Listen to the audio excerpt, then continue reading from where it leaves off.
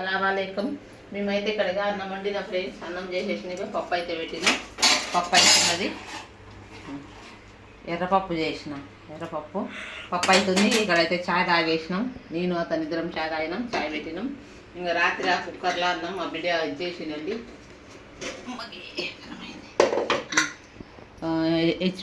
అదే ఏమంటారు, బిర్యానీ. కూరగాయలు అన్నీ వేసి చేసింది. క్యారెట్ అన్నీ వేసేసింది. బిర్యానీ చేసింది. ఫ్రిడ్జ్లో పెట్టి మా ఇంట్లో వేడికి ఇప్పుడు ఇంతకు అన్నం ఏదే కానీ అనేది అండి, ఇంత వేడి ఉంది కదా ఎండకు, మొత్తం ఇప్పుడు నీళ్ళు అయిపోతుంది వేడికి. అయితే అస్సలు అన్నం ఉంటలేదు మంచిగా.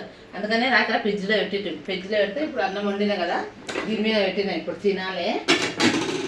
ఇదేమో క్యాబేజీ కూర చేసింది. నిన్న క్యాబేజీ కూర ఫ్రై చేసింది ఉంది, కొద్దిగా అది ఉంది. ఇంకా ఇతను పనికి వెళ్తాడు కదా, టిఫిన్ కట్టుకొని. ఇంకా పప్పు చేసిన. అన్నం అయితే అయింది.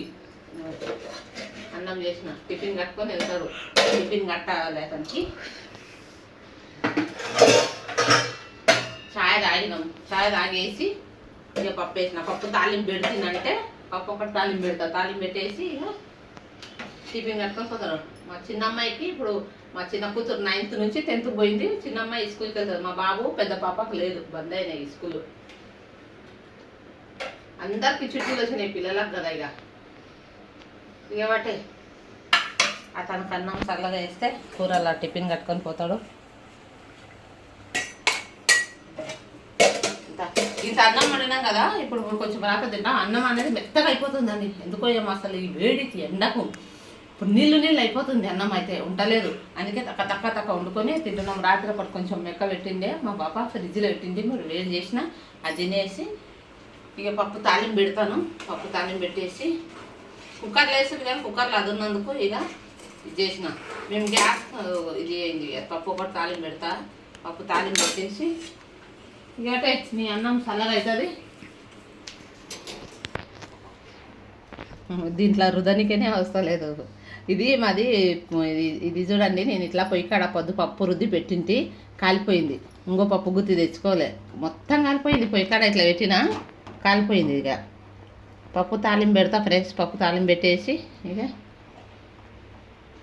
నిమ్మకాయలు వేస్తా. చింతపండు లేదు, అయిపోయింది. నిమ్మకాయలు వేస్తా. నిమ్మకాయలు వేసి కాదు బరేబాదు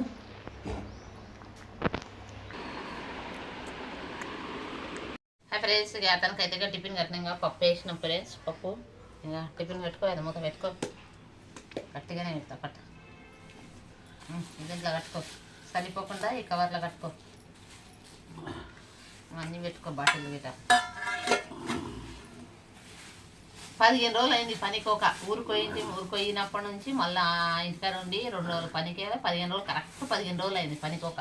నిన్నటికెళ్ళి పోతున్నాడు మళ్ళీ. స్టార్ట్ అయ్యింది నిన్నటికెళ్ళి పని. చాలా దూరం వెళ్ళాలండి పనికి ఫ్రెండ్స్. బ్యాగ్ చేరుతాం తొందరగా. 1.5 గంట ప్రయాణం అవుతుంది. 1 గంటన్నర అవుతుంది. ఎక్కడికి వచ్చి 2 గంటలు అవుతుంది. నేను టిఫిన్ అయితే కట్టుకున్నా. అన్నం పప్పు చారు చేసినాం, తిన్నాడు. ఎండ అయితే చాలా కొడుతుందండి. ఎండలు బయట సైడ్ పని చేయాలి కొద్దిగా పైన. నీళ్ళ బాటిల్ గిట్ట పెట్టుకోది. నీళ్ళ బాటిల్ అండి తీసుకున్నారు. పెద్ద బాటిల్ పెట్టుకోదు. పెద్ద బాటిల్ అండి, పెద్ద బాటిల్ కాదు ఇది. సరే సరిపోతుందా, పెట్టుకో.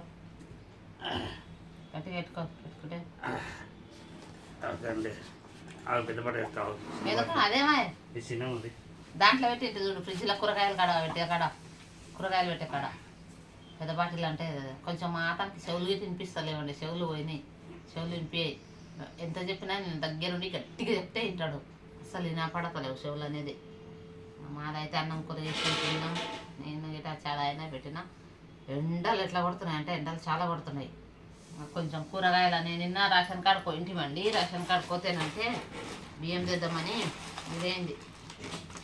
ఇప్పుడు ఇట్లా రేషన్ కార్డులు పోతాయంట, ఏటీఎం కార్డులలాగా వస్తాయంట. చూడు, ఇట్లా మాది ఇక్కడ ఫ్యామిలీ ఫోటో పెట్టమన్నాడు. పెట్టలేదు. చాలా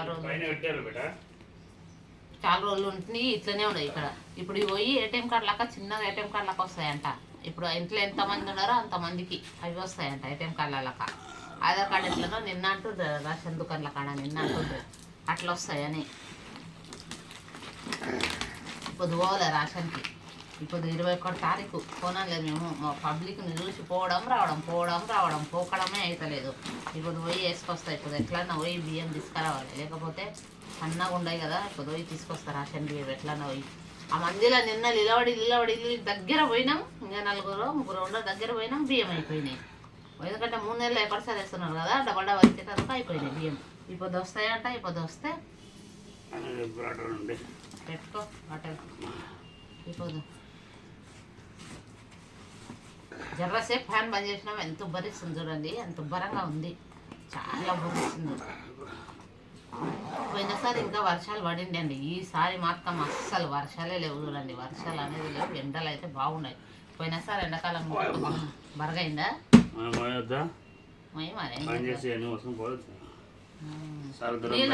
నీళ్ళు ఆడుంటాయి కానీ నీళ్ళు తాగరట. ఆడ నీళ్ళు ఆడుంటాయి తాగరంట. బోర్ నీళ్ళు మంచిగా ఏం చెప్తావు ఊరికే. ఆ పని చేసి వచ్చినప్పుడు స్నానం చేసుకో. అవునండి, ఒకటి ఎండకాలం కదా, ఇతను స్నానం చేసుకోనికే భయపడతాడు తెలుసా.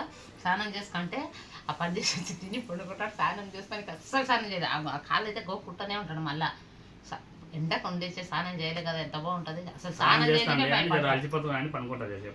స్నానం చేయడానికే భయపడతాడు. సరే ఫ్రెండ్స్, మా ఛానల్ చూడండి, సబ్స్క్రైబ్ చేయండి, లైక్ చేయండి. బాయ్.